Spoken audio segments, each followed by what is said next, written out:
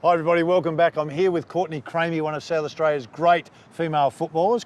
Courtney, how are you? Good. A little bit brisk out here on a night, isn't it? Let's talk about the Women's League. All of a sudden the profile's jumped enormously. What has that meant for you? Yeah, look, it's been really exciting. We've seen this year the announcement of the National Women's League for 2017 with the 8 inaugural clubs coming on board, and recently the announcement of 2 marquee players to each AFL side. So it's all really exciting times for women and football. All right, I don't want to embarrass you, but let's talk about the marquee player. Would you be seen as the marquee player? I mean, you're captain of the South Australia, one of our best players. Will you be a marquee player, or will they try and bring someone in from another sport with a higher profile? Yeah, look, I think we've got a unique situation in our sport at the moment. Around Australia, there's definitely a lot of talent based in Western Australia and in Victoria. So I think for the sake of the competition moving forward, I think there's a real urgency to spread that talent. So it'll be interesting to see how that works. All right, for you, 30 years of age, so the body's pretty good. A little hamstring trouble this year. First time for you with an injury. 5, 6, 7 years left. How many? Yeah, look, it'll be interesting. Boomer Harvey's still going at 38, I believe. So I hope there's a few more years left in it for me. All right. Was footy always your choice? I mean, was it always going to be footy for you?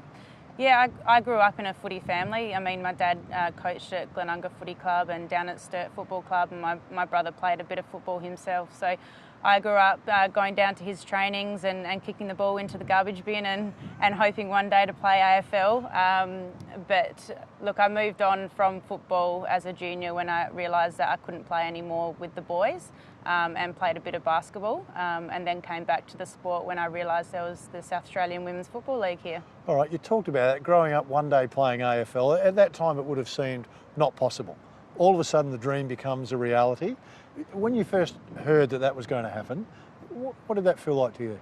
Yeah, it was a pretty special moment. I think being in the football industry, the women's football industry at the moment, we were all working towards a goal of 2020 to get the national competition up and running. So to have it brought forward by Gil McLaughlin is really an exciting time, not only for all the girls that are involved in football at the moment, but for all those girls coming through that are going to be the future of the sport. All right, it's a big vehicle. The AFL is massive, so you've come from almost sporting anonymity to all of a sudden everybody wanting to find out about women's footy. How have you made the adjustment?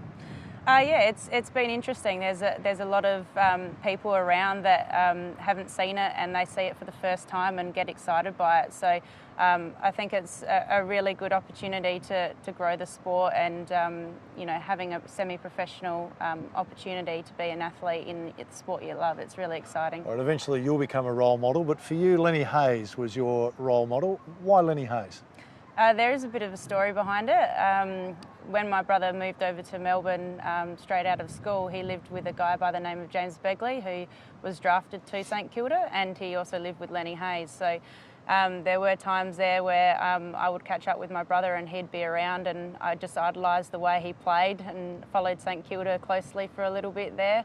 But yeah, ideally he was just someone that I really aspired to be like in terms of playing my football. Yeah, I think you picked a pretty good role model right there. Let's talk about your game. Centre half forward, big booming kick is the tag on you. How did you become a big booming kick?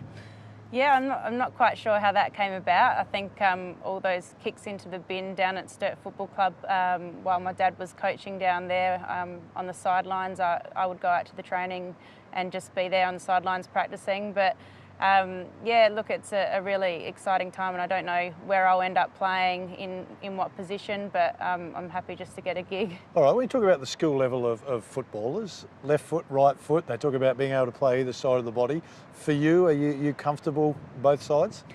Yeah, I never, it's not always been the case. I recently had an ankle reconstruction a couple of years ago, and it did force me to work on the other side a bit more. So I do consider myself quite efficient on both sides, but we see girls come across from sports like soccer, and they have that natural ability to go on both sides. When the news broke this year that there was going to be female AFL, was there a sudden influx of more players at training? Were there more people interested in female footy? Yeah, I think there was a moment there where Port Power and the Crows were fighting off to see who would get the licence in South Australia, and women's football was finding itself on the back page of the Advertiser week in, week out, which was really exciting because down at clubland and at club level, we saw a lot of girls come out of the woodwork, players from the past and new players coming to the sport. So there definitely has been an influx of players on the back of this women's league. All right, your club, Morfittville, pretty handy female footy club. What drew you to the Morfittville Footy Club?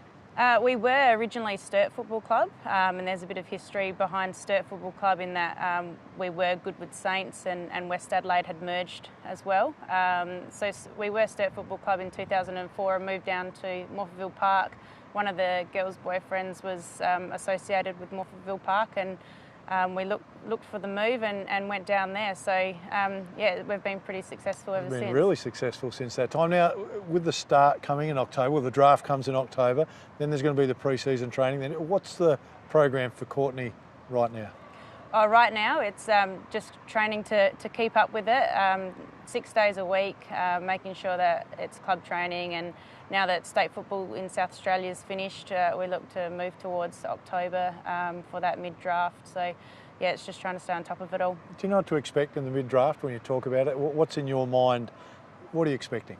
Yeah, look, the finer details are yet to be decided about how it's all going to work, but based on previous drafts that have been established through the exhibition series with the Western Bulldogs of Melbourne, I think it will be televised probably across the country, and whether it's going to be one draft or individual state-based drafts is yet to be determined. Can you see, Courtney, you're a very good political person here. You've answered really well. You've stayed right on the line of everything.